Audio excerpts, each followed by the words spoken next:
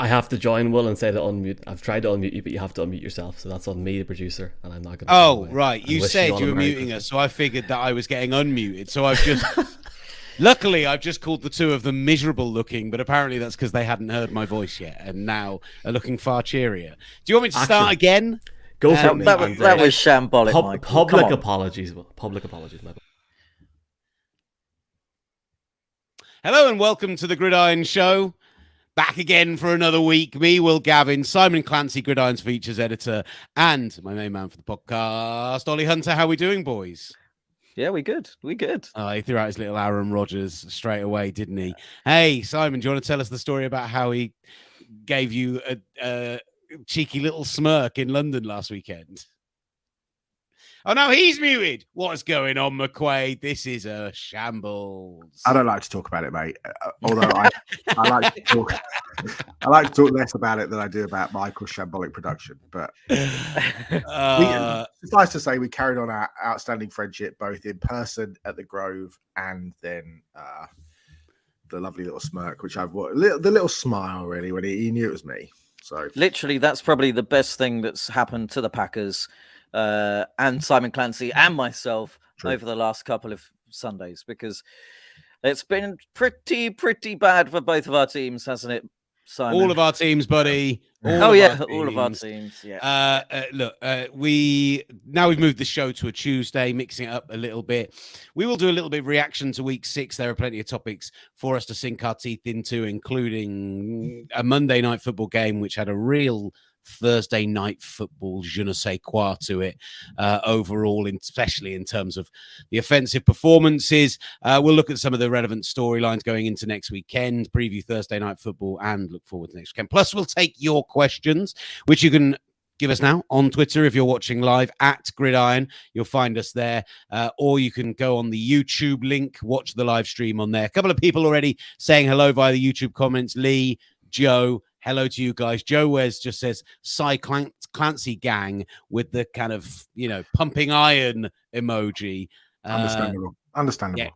Famous gym rat Simon Clancy. I mean, mate, come on. What? Come on. What's the problem? I mean, nothing. It got really that was meant to some, you got really defensive really quickly then. That was meant to some horrendous slant at my ability to bench press 225 pounds 46 times, but I'm going to let it fly, Will. I'm going to let it fly. Look, I mean, if there's anyone who shouldn't be commented in any way, shape, or form on other people's fitness, it's definitely me. So. Look, an interesting week 6 for all of us, as you said, a bit miserable on the field. Gridiron, we were representing up at the 49ers watch party up in Leeds this weekend. Olly Connolly was there alongside me. We did some fun games on stage, did some giveaways. I know that it hasn't been announced yet, but the Bears are planning to do a London watch party coming up for one of their games at Flatiron Square. So there's going to be a similar event down in London in the not too distant future. And it was fantastic. Good 300 odd fans, dedicated for the event, turned up, plus a load of other people who took a passing interest and got involved. They did free giveaways. They had towels and t-shirts and scarves and everything to give away. Plus they had signed balls from a bunch of players as well, which they did a raffle for, a free raffle, but at the end of each quarter giving away a ball signed by Fred Warner and Patrick Willis. And they really threw themselves behind it. They brought over cult hero Joe Nedney, who Simon Clancy will remember, of course, the incident against the New Orleans Saints where he managed to get himself fined $7,500 by, just as a fan was giving him a little bit of abuse after they decided to go for a field goal, just rubbed his middle finger over the back of his helmet in the direction of the fan. Which obviously I had to ask him about. But he said afterwards he was astonished when he got asked by the 49ers, we'll fly you over. You'll go to this watch party in Leeds. We'll take you to the Leeds United game. He was thinking it was going to be, 50 fat nerds like me in a small room, quietly watching the game, not having necessarily a huge amount of knowledge. And he was blown away by the scope of the event, by the atmosphere. If only it had been a 49ers win, it would have been absolutely phenomenal, but it was pretty good. Joe, anyway. Joe Nedney, beloved or hated and beloved by fans of Kansas City. Do you know why? Go on. Well, I think I'm right in saying Mike might have to check this out. Whilst I think back in 2000, 1999, something like that, he kicked an overtime field goal that knocked the Chiefs from playoff contention. And then the following year or couple of years later, he then kicked a game winner at the end of regulation or maybe in overtime to knock the Broncos out of playoff contention and put the Chiefs into the wild card. I think Mike might have to check that, but I think that was part of Joe Nedney's legend, along with the unfortunate finger incident. He told me that he bartered the fine down from 10 grand to 7.5 grand, though. So he was really good fun. He was really just like Jermaine Beckford was weirdly there, and Joe Nedney spent like 2 quarters of the game just with his arm around Jermaine Beckford, talking him through the NFL. And it was just a really, really good event and really good fun. So they're going to do it again. Fans got a bit of you, Will, you, Ollie, and Phoebe. I mean, what's not to love about that? Sky were there, Phoebe Schechter was there. I mean, undoubtedly the most noise of any of it went for the Phoebe Schechter shout out. And I have to say, we were responsible for at least 4 different occasions where we were on stage doing some kind of presentation and noticed Sky had gone live. And then if you watched the live broadcast, you'll have noticed it got particularly rowdy at a few points because we essentially encouraged people to go and of course you did. Use of them. Not very nice human beings as a general rule. Let's get into week 6. We're going to start off with you've put little titles on these, producer Mike, and I don't know whether you want me to use these or not, but I'm gonna give them a go. As with every great play, we're gonna start off with the snap, our 1 week 6 memory of note from each of us. Look, I want to start off looking at Monday Night Football because I got in last night and ended up watching a good amount of the first quarter and then fell asleep and woke up and watched a good amount of the fourth quarter and overtime. And it is truly astonishing to me that how poorly both of these offenses are performing at the moment. I mean, decent defensive performances on both sides, but there were a few points, particularly with the Broncos, where there have been 3 or 4 drives this year, like the game-winning drive against San Francisco, the touchdown drive in the first quarter or second quarter of this game last night, where Russell Wilson has done Russell Wilson things. He's got outside the pocket, or he's stepped up under the pressure. He's thrown deep down the field. The touchdown drive had 2 completions over 25 yards. Outside of that, he was averaging something like 4 yards through the air on the passes he was making. And I think after the touchdown drive, I think he went 5 of 18 for a net of about 54 yards once you took the sacks into it as well. And I just don't understand how poorly this scheme is coming together with the quarterback. I think last week we talked about and compared it a little bit to, like, you know, when Manning first turned up in Denver and they tried to impose a scheme on him, or when Brady and Arians didn't agree at first there. But I can't quite figure out if it's Russell Wilson wanting to stay in the pocket for his health and to redesign the kind of player he is, or whether it's something that Hackett's trying to put on him. But right now you spent $245 million on a guy who is performing like a bottom 5 quarterback in the NFL, and that's somebody's fault. I think they've spent $245 million on the wrong quarterback, because the quarterback they really wanted was obviously Aaron Rodgers, because that was part of the deal. What they haven't done is incorporate any of what Russell Wilson does best into the Nathaniel Hackett offense. And I think Tom Brady said it the other day about bad play. I think it's indicative around the league. You look around the league at, you know, certainly on offense, you know, you look at the Rams, you look at Arizona, and we'll get into all of this. You look at Green Bay, you look at a little bit of Cincinnati. You know, there are teams around the league, and obviously the 2 teams last night where offensively, just schematically, it's so bad. It looks so high school. Like the Arizona Cardinals offense is a high school offense being run by Cliff Kingsbury. But I just think that what I think Nathaniel Hackett has to do, because I'm sure it's Hackett, and I'm sure I think they need to sort of get some of their video analysts to go and find like the 50 best plays that Russ ran in Seattle and incorporate them into that offense, because it's just not working. But it's also not working with spacing. It's not working schematically. I just don't like. You look at the Chargers last night. You've got the absolute weapon that is Justin Herbert. I know Keenan Allen is out, but it seems like their offense was predicated either on sort of quick screens or throwing the ball at or behind the line of scrimmage to Josh Palmer, and expecting Palmer to then, you know, either beat his man one-on-one or fall in behind a couple of blockers and try and pick up yardage. And I saw the stat line at one point. I think he had 9 catches for 50 yards, and you're just thinking, like, how is this? This isn't an offense that's working. I just think there's a knock-on effect around the league of just really poorly executed offensive play. But I think it comes back to the scheming, and I think that's exactly what's happening in Denver. I just don't think Nathaniel Hackett gets it. I don't think he gets how to get the best out of Russell Wilson. And I'm certainly not, you know, removing Wilson from any blame, but he started strongly. But you look at what they do with Jerry Jeudy, for example. You know, you go back and look at what Jerry Jeudy did so successfully at Alabama in terms of his play, in terms of his quick feet, in terms of his get off the line packages, his route combinations, the fact that, you know, you can work him underneath, a bit like Miami's done with Jalen Waddle, a bit like Philadelphia did with Devontae Smith.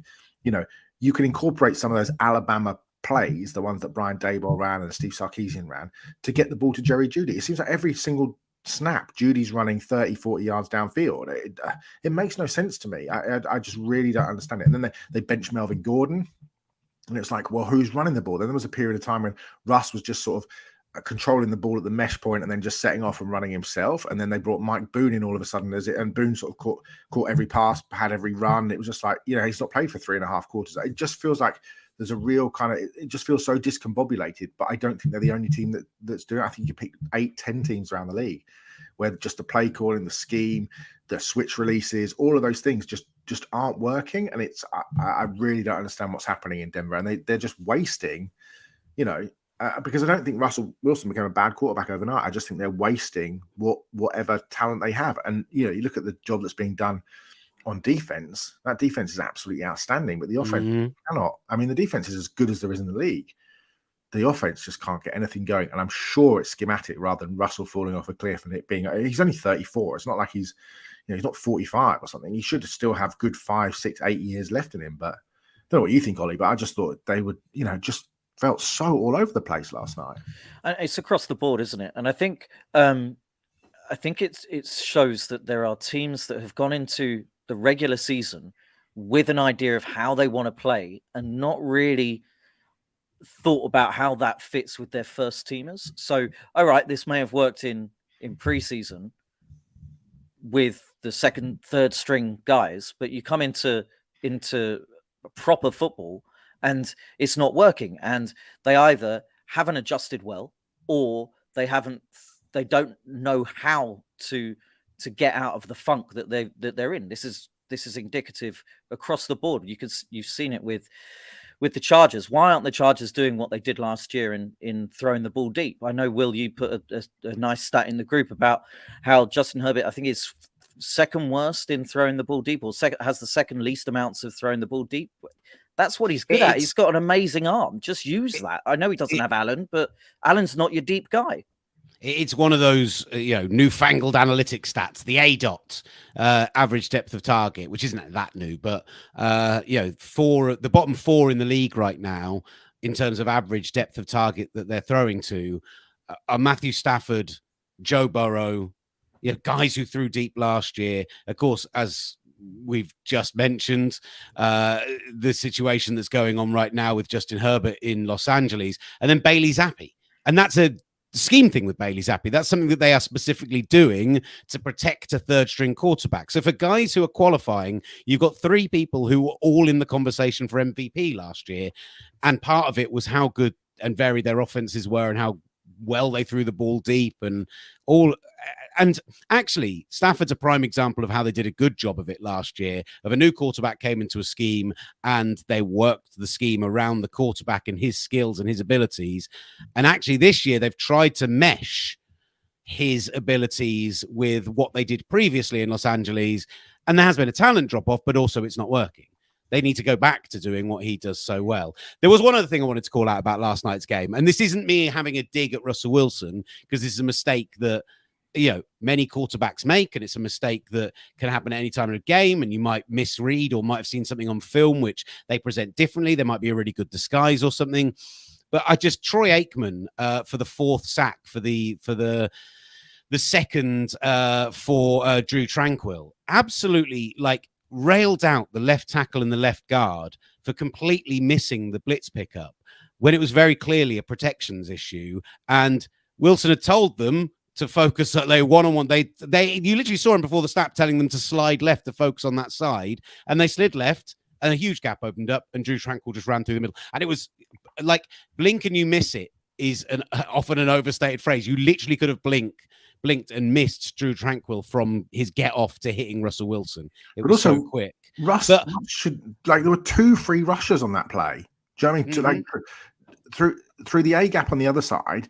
Derwin James came through. So the back picked that up, but that's high school level stuff. Like Russ should be either changing the protection or bringing in a tight end, because you could see Tranquil obviously was coming on the blitz, but there was a delayed blitz from Derwin James. The back goes and picks up James and whiffs on him, but Tranquil literally, I mean, how is that not being picked up? And that's my point. And I just thought it was like, Troy Aikman is a former quarterback. Let's teach people how those protections work and how those things should be picked up and seen pre-snap. And I just felt it was a little bit harsh to go after two guys who actually did their job and beat their man one-on-one on the edge, but left a huge gap in the middle because the protections were so wrong. But like the back has Drew, easy for me to say. Drew. Yeah, it's a rookie wide receiver is my personal one. Don't worry, mate. It's tough. But the right guard inexplicably slides across to double the edge, and and leaves Derwin James free as well. So the back then decides to pick up James because it's closer to him. But it's just, this is high school level stuff in terms of the ineptitude. I just don't understand it. And that can't be Nathaniel Hackett. That has to come from Russell Wilson, and it has to come from the center. I just don't.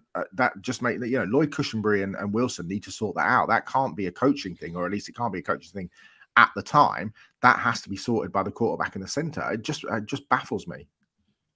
Let's go to Olly Hunter for his. Like when I went hard on Monday Night Football. What's your 1 week 6 memory of note, Olly? Well, I was in Luxembourg this weekend. I drove over to Luxembourg and came back on one of the last trains on. Can I just ask what for?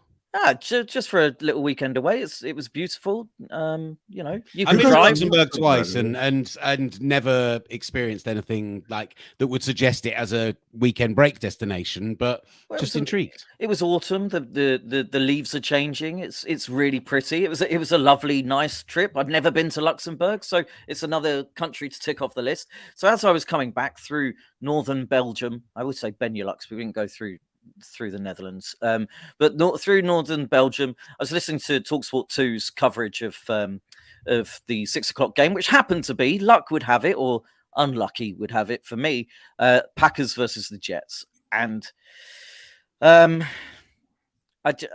love to get Simon's views on why it's so bad for the Packers on all sides of the ball. For my 2 penneth worth, before you have a go, Simon, and I've watched the game back. The Packers look soft on both sides of the ball. The offensive line is porous. It's not working. Elton Jenkins doesn't look the same guy from his ACL issues or ankle issues last year.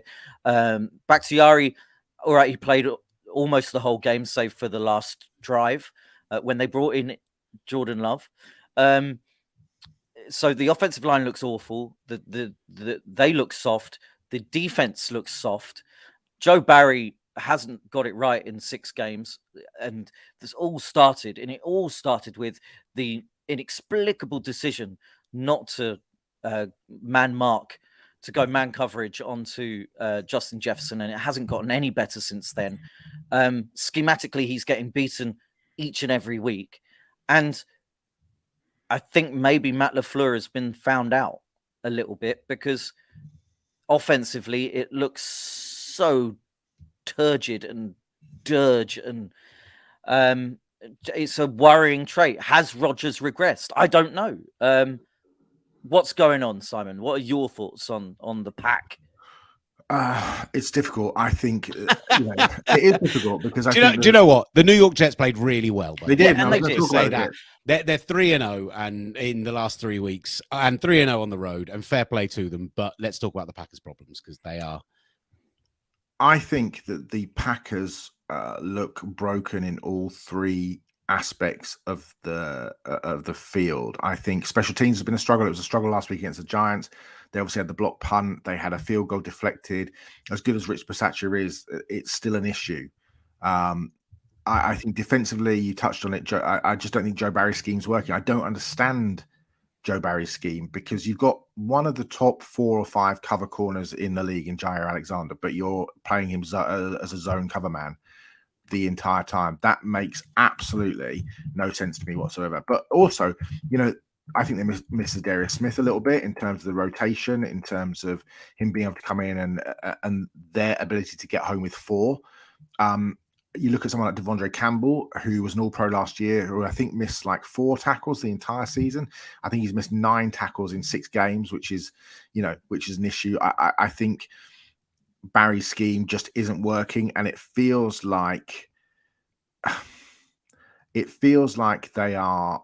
It feels like Joe Barry's almost resistant to almost too stubborn to go back to what works, if that makes sense. I just think they're not aggressive enough. I think they just need to play way more press coverage because it was so successful last year. Even when Jair went down, it was so successful last year. It's what Eric Stokes played at Georgia. It's what Rasul Douglas did so well at, when he came in. And I just think offensively, nobody can get open. And Brian Gutekunst is an easy target, right? But I do think you have to appreciate the window that the Packers had in terms of, a superstar quarterback. You only have so many opportunities to win a Super Bowl.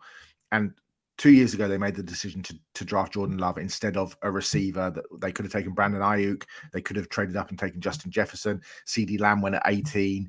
The opportunities were there for a team knowing that the window was potentially closing. You look at the job that Harry Roseman's done in Philadelphia. Pull the trade for AJ Brown, for example. Now, I'm not saying Miami are in that caliber, but we pull the trade for Tyreek Hill, etc., etc. That's what teams who feel like they've got really good players do. And neither of those 2 teams, Philadelphia or Miami, were anywhere near the quarterback situation that the Packers had. But Green Bay decided to take a quarterback, and then they allowed the best wide receiver in the NFL to leave. And I know there was there was an element of hero ball down the stretch in terms of Aaron always looking for Devontae, and that was no more highlighted than in the NFC Championship or in the divisional round when, at the end of the game when he went deep to Adams and he had Alan Lazard running wide open across the middle. But I just think nobody can get open at the moment. And Aaron has asked for the offense to be simplified. Matt LaFleur said, I don't really understand what he's talking about. Aaron said, we need to stop running motions and those sorts of things. And Aaron's like, and Matt's like, well, that's not an issue. Or so it doesn't even seem like they're on the same page in terms of what they want and where they think they're going. And, they ran RPOs really successfully earlier in the season, and not just RPOs where that would freeze the linebacker, proper RPOs at the mesh point where Aaron would decide to keep the ball or hand off to one of the backs, controlling the end man on the line, which enabled certainly Romeo Dobbs to get open, because Dobbs obviously played a lot of counter RPO in that Nevada offense, or counter zone RPO in that Nevada offense. But nobody can get open, and it's just, they've sold their kind of soul, as it were, their receiving soul for Christian Watson, who came from a run-first FBS school at North Dakota State, and expecting him to step up and be the guy. Dobbs has been excellent, but he was a 4th-round pick out of Nevada. This takes time. They're not running the ball the way that I expected them to do. Matt LaFleur said Aaron Jones should get 20-plus carries a game. He hasn't had 20 carries or 20 touches a game. He hasn't had 20 touches in any game so far this season. So I just don't understand whether it's a philosophical thing. It just seems to be permeating through the whole. I don't think Matt LaFleur's a bad coach. I don't think you do what you do over the last couple of seasons because he completely revitalized Aaron's game. I just think they're completely lost, and I think they just need to, but when your receivers can't get open, that's a massive issue. Teams are playing much more cover 4, which means that, the underneath is a little bit open and it's opening up the running game. Yeah, they're averaging 6 yards a carry in London last week, but towards the end of the game, the running game just didn't become a factor. Things don't look good in Green Bay. The flip side of that is that the Jets were excellent. They've got a load of really good young players all over the field. Quinnen Williams is playing at a defensive MVP level. Sauce Gardner's been fantastic. Schematically, Robert Saleh, Sauce Gardner and the cheesehead, by the way. The cheesehead was I know you've said some excellent X's and O's points there, and really got deep into some of the actual on-field issues. But just as a player who came into the league as someone who we thought fit the New York market beautifully, who just had that bit of energy to him, to just have a moment like that is going to put him down in Jets folklore for years to come, let alone for the rest of his career there or whatever it might be. And he's playing well as well, like you say. And then on the offensive side, obviously, they're getting huge performances out of rookies there as well. It's coming together in New York. I'm not suggesting they're going to suddenly, go undefeated on the road and be a playoff team this year, but I don't think a lot of people had them 4-2, particularly after the last couple of games. No, agreed. And actually, the biggest issue is the quarterback position. They're getting loads. I'm not saying that he's Zach Wilson's been terrible. But if Zach Wilson all of a sudden starts picking up and really playing, that team could really go places. They've got some real talent on both sides of the ball. Well, first half he wasn't good. Second half he was slightly better, but got to remember he's been out for the first 4 games of the season, wasn't it? And then all of preseason. So, he's just growing into the season. Maybe he'll get better. Maybe the talent's there. Maybe, we're a winning team and you start getting on a roll and you're getting that confidence. And from a Jets point of view, I hope that he does get better, but it's still up in the air, isn't it? It's still up in the air. Worth plugging Joe Douglas. Joe Douglas has done an amazing job of the last 2 drafts, and he got absolutely hammered up until the last 2 drafts, and he's delivered Zach Wilson, Elijah Vera Tucker, Elijah Moore, both Michael Carter's, Sauce Gardner, Garrett Wilson, Jermaine Johnson, Breece Hall, Rucker, Max Mitchell, Michael Clemens. I mean, that's a couple of Grand Slam drafts, even 6 weeks into the season. So I think he deserves a whole world of credit. And they are not far away from rounding into real shape in a division that could, the AFC East all of a sudden looks like a pretty strong division. I mean, the Patriots have done well to get back to 3-3, done so with a backup quarterback. I'm a Dolphins fan. I would say this, but the Dolphins should be at worst 5-1 if Tua hadn't got hurt. They lost a game they should have won against the Bengals, lost a game they should have won against the Jets, and then how they lost to the Vikings at the weekend, completely inexplicable. And obviously the Bills are the team to beat in the entire NFL. So it looks like a really strong division at this point moving forward. So yeah, I am. But I think the Jets are really good. Are the Bills the best team in football right now? Because yes, we'll talk about the Eagles, because the Eagles, they welcome Dallas to their building. They beat them on Sunday Night Football. A really impressive first half performance, particularly from their cornerbacks. Like, I'd kind of forgotten how their defensive backfield felt like it was kind of flashy and full of names, but wasn't necessarily living up to billing. And you got huge games this week out of James Bradbury had a huge game. Chauncey Gardner-Johnson, who they got obviously in that ridiculous trade with the Saints. How the Saints didn't go, well, let's keep him for this year, and even if we lose him, we get a 3rd round compensatory. No, we're desperate to get that 5th round pick now. Like, it's absolute madness on that point. Darius Slay had a big game as well. You had guys like Brandon Graham making big plays, such a veteran in the second half. Like, they looked superb, but the Eagles have a real second half problem. Like, they do these incredibly confident, balls to the wall, going for it on 4th downs, being super aggressive, getting leads. And then the second half, like, if you look at all their EPA stats, and if you look at everything that kind of indicates what they are as a second half team, they probably should have a couple of losses on the docket already, despite the fact that obviously they are the only undefeated team left in the NFL. And weirdly, they feel like the kind of team who their next real test, in air quotes, like if you look at their schedule, it's probably the Packers at the end of November. Like, they've got the easiest schedule on pretty much of anyone in the NFL this season, with the divisions they've got outside of their division, etc. But they, to me, feel like one of those teams who at some point these second half issues are going to catch up on them, and weirdly they're going to lose to the Steelers next weekend, or to the Texans or the Colts or someone like that, rather than powering through like everyone's expecting them to. There's a lot to love about them. Jalen Hurts' improvement, particularly under pressure from year 2 to year 3, has been absolutely unreal. But yeah, I watched that second half performance and I could see the frustration starting to boil over from Eagles fans. And that was the difference for me versus Buffalo, who had a pretty complete performances. The turnovers were frustrating, particularly the early turnovers. But I've made 2 separate points here. You're going to address the Eagles one, but the other one is, how often does a 3rd big contract turn out for like a Hall of Fame or All-Pro type player, where they sign that 3rd big contract and they're still playing like the best player in the NFL? Like, so often they come in and they'll be like a middling player, but you're paying them $20-25 million a year. Von Miller was unreal against the Chiefs this weekend. He had the pressures on both of the 3 and outs that they had, not the 3 and outs, but both of the punts that they forced at key moments of the game. He had the pressure on the turnover as well of Patrick Mahomes. They moved him to the left and he was just sensational in the second half. Like, those 2 teams, very exciting to me right now. So I'm intrigued. And the question really is, I'll come to you first, Olly. Who do you think they were to go head to head in a 3-game series right now, who would take it? Oh, the Bills, and I think they'd take it 2-0 and walk away very happy, not bothering with the third. I agree 100%. I think it's what you're saying about Von Miller's really interesting. The reason why he didn't stay in LA is because he didn't feel necessarily as wanted.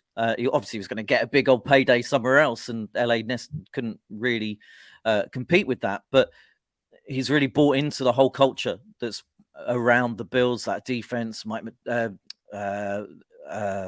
The Bills head coach, Sean McDermott, really instilling it in. Thank you, Simon. Really instilling it into him, and I think everybody else in that organization has bought into that. It helps when you've got incredible characters and leaders, especially in Josh Allen, who was outrageous again over the weekend. I think they're a really exciting team, and when you look at the Eagles, they remind me a lot of the Packers and over the last couple of seasons when they were good, not this season, where they would go up big and allow teams to come back into it, but in the end, sort of get away with the win, and it ended up going against the Packers in playoffs, etc. But I'm not sure the Eagles have got that in them. I think we'll see them take flight, as it were, but to elevate themselves and not allow themselves to fall into that mire. And if they're doing that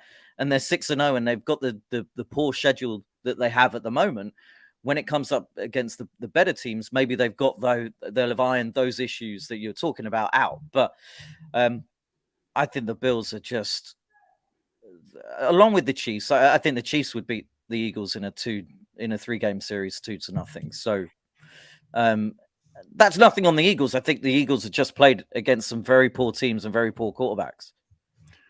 I think the Eagles could go 16-0, 17-0, whatever it is this thing. If you look at their schedule and you just think that there's not really a, Green Bay is, the Titans, but there's not a team on. There's not a Kansas City. There's not a Baltimore.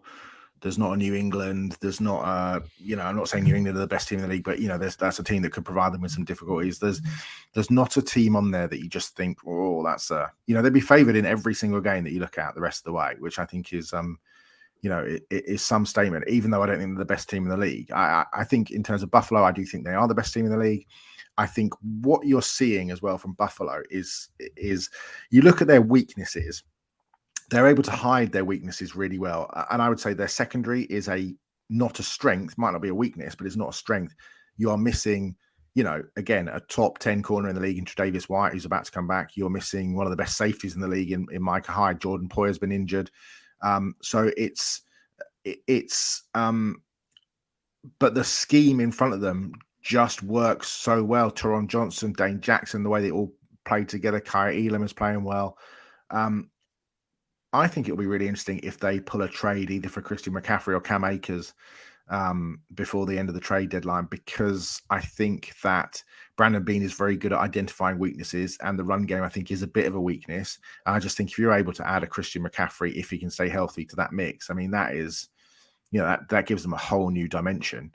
I think for the Eagles, the point, the one player that I'd really like to mention is Chauncey Gardner-Johnson, who again is playing at an absolutely elite level. I thought he was an elite player in New Orleans in terms of his ability to play in the slot and to carry receivers down the field was extremely hard. But actually what Jonathan Gannon, the defensive coordinator, is doing within this season is almost revolutionary in that he's just doing way more work away from the slot. I think he played, I was just looking just a minute ago, he played 80 snaps as a true single high safety in the last 3 seasons. He's played 198 snaps already just for the Eagles. And they're rotating him from a sort of true single high safety look into the slot and back out again, just showing his versatility, his ability to run the alley. He had 2 picks. He had the game-winning pick from his single high safety position. I think he's just an outstanding player who just, along with Bradbury, along with Slay, when you've got corners like that, but also look at their lines. You look at the players on both their offensive and defensive lines, and you're just like, when you can go Mailata, Dickerson, Kelsey, Sumalu and Lane Johnson at right tackle, but then you can bring in a Cam Jurgens or an Andre Dillard or a Jack Driscoll on the offensive line, then defensive line, Graham, Cox, Hargrave, Josh Sweat, Jordan Davis, Milton Williams. I mean, those lines are just the absolute bedrock of everything that the Eagles do well. Just as I mentioned, and actually the one of their weaknesses prior to this week, by the way, for the Bills was the run game. And Devin Singletary got going 85 yards, 17 carries. He was averaging about 8 yards a carry through the first half. It regressed a little bit in the second, but Josh Allen ran the ball well. James Cook had a couple of decent carries as well. That might be more of a commentary on the Chiefs defense, who I think their front is underperforming right now. Like Like Carl Carl they're inconsistent in the run game, Will. I just don't think that you want to rely on, let's say that Gabe Davis gets injured and Stephon Diggs is just being shut down by a number one corner. Which is, is easier said than done. But, you want to have that extra dimension. I just don't think you can consistently rely on Singletary and Moss to be able to do that. Yeah, I agree. I just think this is what I'm saying. It might be a commentary on the Chiefs because I think Frank Clark is playing at nowhere near the level that we've seen him in the past. George Karlaftis has flashed a couple of times this season, but isn't landing yet. I know there's those edge guys, but then interior, like the linebacker is arguably the big weakness of their defense. And so I think teams are going to be able to run on the Chiefs this year, which is exciting, to be honest, for all of us, because it means we'll get a lot of tight Chiefs games and a lot of Pat Mahomes getting the ball in his hands late and a lot of, I don't see them blowing out teams this year in the same way. Just a lot of big scores on both sides. Yeah. And I think that's fun.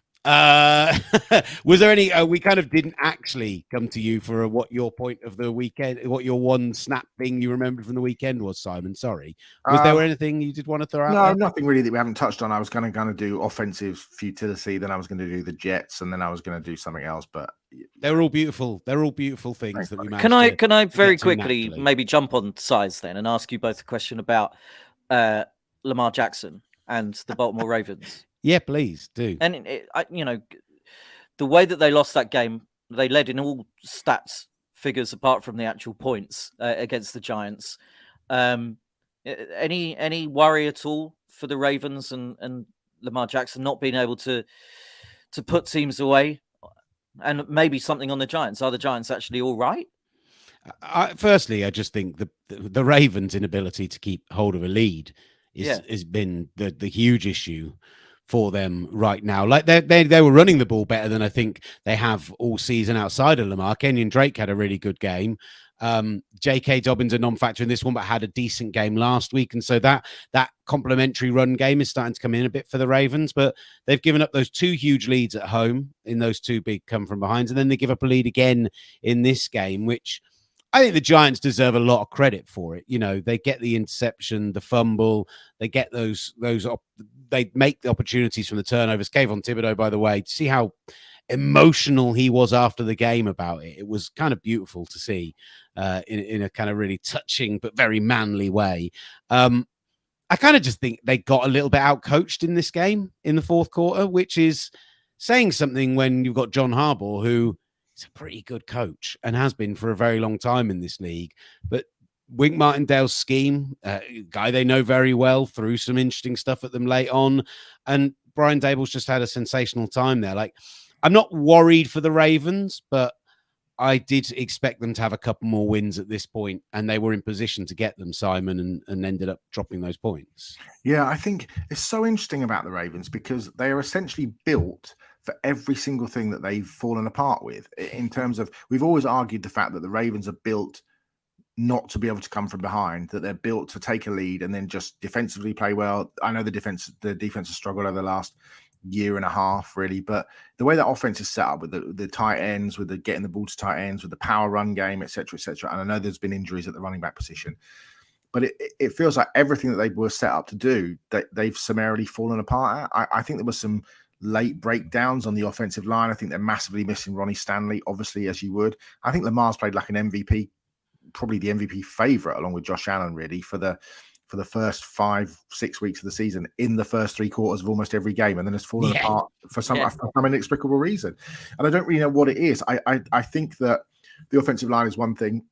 I also think that Lamar is an explosive passer, and you're trying to nullify what he does best by playing with three big tight ends and trying to control the clock, because that's kind of not his game. He's got the ball just zings off his hand. He's got such an explosive and powerful arm. And you look at the receiving core, and when Rashad Bateman's down, obviously I like Devin Duvernay, but they can't stretch the field. There's no Hollywood Brown anymore.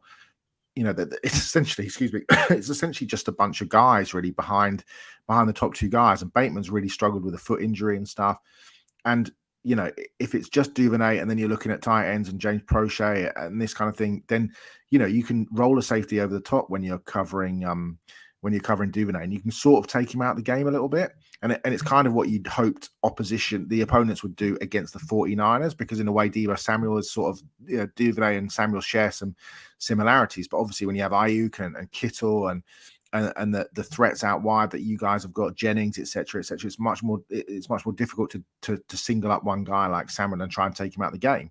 I know obviously Mark Andrews is there, but it's that I just don't think that they've invested enough in the receiver position. I thought they might be in for Robbie Anderson, because I think he would have given them some sort of down the field ability, which would have taken the pressure off. But that's clearly not something that they feel like they want to do, that Eric DeCosta wants to do. So, but to me, that's a massive issue, that you can't, when teams do stack the box, in the fourth quarter and they're giving away leads, you can't then bounce back with explosive plays, because you kind of feels like you've lost the ability because you don't have the players to do it.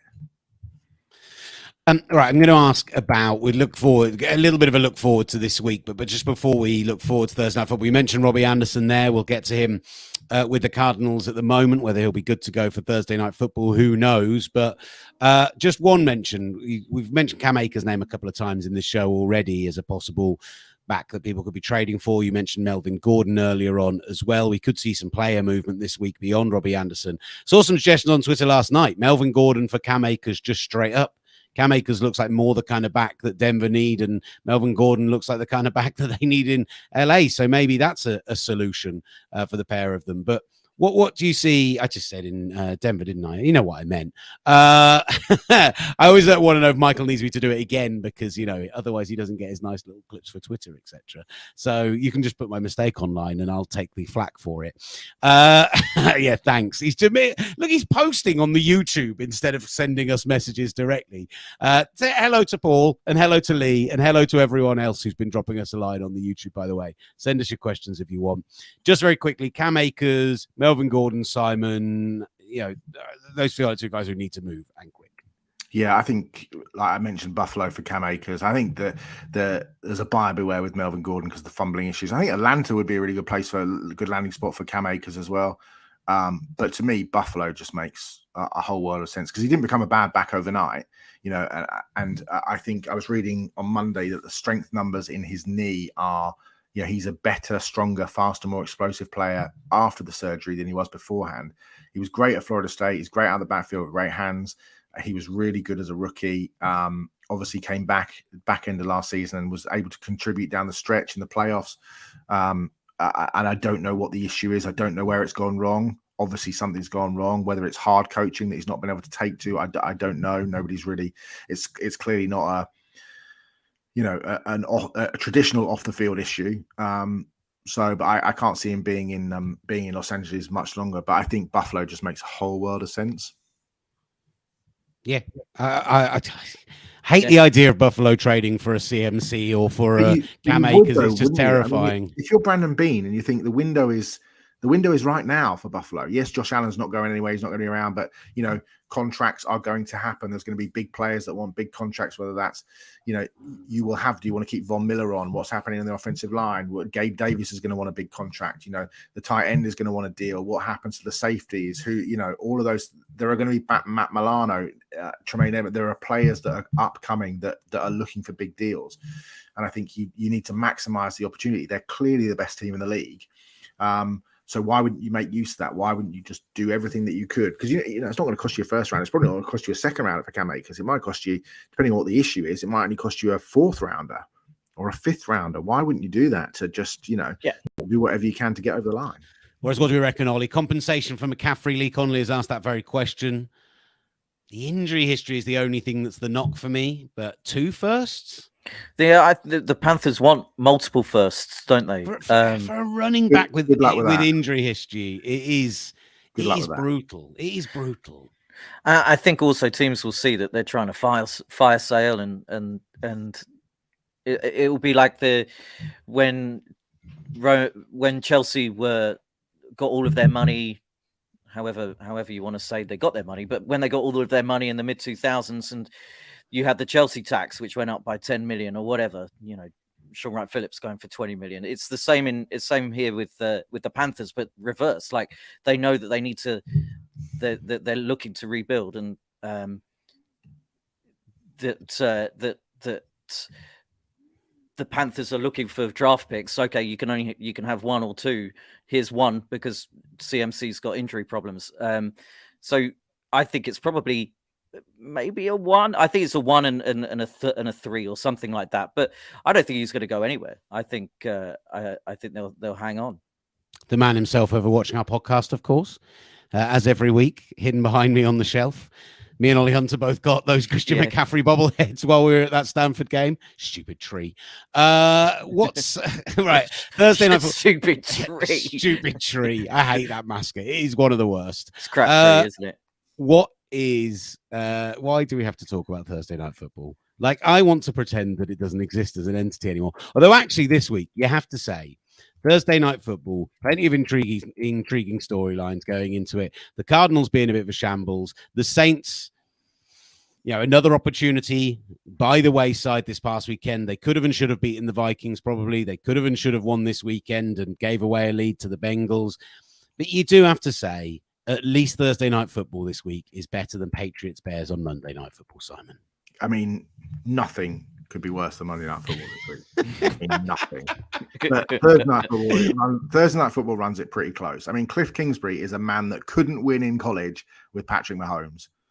I mean, that tells you all that you need to know. He is. I mean, Cliff said this week that he was open to giving up the play calling duties if it helps us win. I mean, step away, buddy, because you couldn't run a high school offense. I mean, I am astonished that Cliff Kingsbury is coaching in the NFL, let alone with that offense. It is embarrassing. I mean, And if the Saints get out coached by the Cardinals this week, then Dennis Allen and everybody else may as well just walk as well, because that to me is, it is one of the worst offenses I think I've ever seen in the NFL. It's so bad. It's so bad.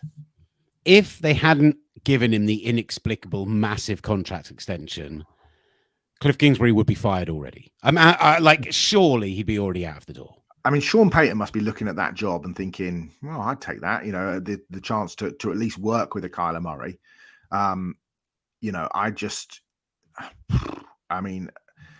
That offense, the spacing, the route combinations. I was watching some of them against Seattle, and I was just thinking, I don't love Kyler Murray at all, but I was thinking, the ghost of Dan Marino, Joe Montana, and Tom Brady wouldn't be able to find open receivers in this offense. It's woeful. It's so bad. So, Thursday night, you can throw Thursday night and Monday night into the sea for all I care. So, I'm quite looking forward to watching the Saints and the Cardinals, mainly because I find the way that bad football intriguing. I find bad head coaching when it's not my coach in the Packers. I find bad head coaching really fascinating, and thinking, how are they doing this? What is their thought process in that particular play or that scheme or whatnot? And you've always got, and it's the ghost of, or the legacy of, Sean Payton on the other side in the Saints, where they do interesting things. All right, their personnel issues have been prevalent this season, with Michael Thomas not being able to do things, Jameis Winston being out and then getting benched for Andy Dalton. He was a healthy scratch over the weekend. I don't know what's going to happen this weekend, whether Winston's going to be under center or not. But and then you've got the Alvin Kamara Taysom Hill combination, and which makes the Saints watchable and interesting. And on the other side, Cliff Kingsbury, and the way he seems to be an incapable head coach. So I think it's an interesting game. You're right. Monday Night Football is really one for those teams. It's one for the purists, Ollie, isn't it? I don't think it's even one for the purists. I think the purists would turn their nose up and go, Justin Fields versus Bailey Zappi. No thanks. Can I just say, Will, before you wrap up, the Cardinals gave Kyler Murray $230.5 million, right? And Kingsbury, they gave him a massive contract extension through 2027, and they've only scored they haven't scored a touchdown in 2 of their last 4 games. And I just think that's such a damning indictment of everything that Cliff Kingsbury stands for offensively. You're absolutely right. You're completely right. And by the way, in the old comments, a lot of people say multiple firsts for Christian McCaffrey. You wouldn't even get that in a fantasy league. 2 thirsts for McInjured. No, thank you. Like McInjured. Yeah. Sounds like a broken burger from McDonald's. It's like I feel like I need to snap the head off just to exactly. rewrite it on the bottom. Just in case you weren't sure who he was, there it is lovingly written on the bottom for me. I do forget sometimes. Christian McCasualty didn't get enough love. McCasualty, I love that. Oh, I'm sorry. I'm so sorry. So funny. Right, just very quickly, anything else from looking forward to week 7 that anyone wants to highlight? Any game that just jumps off the page at you? Anything? It's not the greatest slate of games, I'm going to go out on a limb and say. Well, it doesn't help when you've got the Bills and Eagles both on buys this week. So thanks for that, NFL schedule. RIP everyone's fantasy teams. I think actually, and looking at it, I think it's one of the late games on Sunday involving your team, but it involves Patrick Mahomes. So Patrick Mahomes going to San Francisco, I think it'll be, if you get some people back, some of those guys defensively back, it will be interesting because Mahomes going up against a good defense is always fun, but also on the other side of the ball, that Chiefs defense isn't that good. So maybe Jimmy G and George Kittle can get it rolling again. So that's kind of interesting. But you're right, it's not the greatest of slates. I'm looking for Baltimore to put an absolute can whooping over the team that shall not be named. There's not a game in that early window that makes you think, yay. I like Giants maybe, but I mean that's a stretch. The Jags are gash, but Falcons Bengals, maybe because the Falcons are the Falcons. I have to tell Falcons you, Bengals. I think is the game that. But it's in Cincinnati. If it was in Atlanta, maybe. But I think the Falcons will get a spanking. Their games have all been 1-score games this year. They executed brilliantly on defense this weekend, and Mariota played very well against, admittedly, a very, very banged up 49ers defense, who are going to be getting Jason Verrett back, who are going to be getting Nick Bosa back this weekend, who are going to be getting Arik Armstead back this weekend, and probably more key than any of that are getting Trent Williams back this weekend. So hopefully, a terrible slate of games across. Hopefully, 49ers Chiefs could be good if all of those people do make it back for San Francisco, and it's in San Francisco, and there's some hope for that game. Not hugely from me, I have to admit. I'm not expecting much against the Chiefs on this occasion, but yeah, with all those returns, maybe. Return of Tua on Sunday night. That's what. Is it? That's good. That's good. But it is the return of Mitch Trubisky, isn't it? It is, because Kenny Pickett's in the concussion protocol. I don't know now, but he certainly got concussed the weekend. So, but the return of Tua will be a blessed thing to see. Not the only return, of course, to Miami. No. Brian Flores back in Miami this weekend as well. And Stephen Ross as well. What a confluence of storylines. Steve Ross ends this week as well. So he will be back in the building. So there we go. What calamity will be happening. I tell you what, there's a couple, Indianapolis, Tennessee. No. New York, Jacksonville. No. I'm clutching at straws, but I'm talking myself into it. New York 5-1, Jacksonville, an interesting team this year. Well, I don't know. Jacksonville just lost to the Colts. I like my get out. You're right. Get out. You're dead to me. My belief in them went out the window pretty sharpish this weekend. Stupid cats. All right, good stuff. Broncos Jets. Jets going 4-0 in their last 4 games. I never want to see the Broncos on offense again. No, but Broncos need to. Robert Saleh can't wait. Broncos need to bring me back in. For the moment, they're dead to me. I'm sure they're going to bring you back in. They'll get a win over the Jets this weekend, and then they'll come over to London and be in fine form. Remember when that looked like the best London game on paper back in week 1? All right, gents, lovely stuff as always. I'm on 4% battery, so if nothing else is going to happen, I'm going to be leaving either way. By the way, Michael McQuaid is calling for Hackett to be fired next week if they lose to the Jets. So. See, there's fun things. There's fun things. They're not going to fire a head coach this early. I mean, as bad as he's been, they're not. All right, lovely. It'll be one and done. And it's National Tight End Day coming up this weekend. Yes, Peter Liversedge. We'll get a big Travis Kelce against maybe a finally healthy George Kittle this weekend. There you go. There's where our intrigue is. There's where our fun is this weekend. Love it. Guys, thank you so much. Always good fun. Thank you for those getting in touch. Loving this. The comments filling up more and more as people are getting used to it and getting interactive on YouTube. Now we're doing the show as live. So keep coming back every week. We'll answer listener questions. We'll have some fun with it as well. Ollie, Simon, enjoy the rest of your week. I'm sure there'll be plenty of WhatsApp fun to be had with that slate of games on Sunday. Otherwise, thank you for watching. Thank you for listening. This has been The Gridiron Show.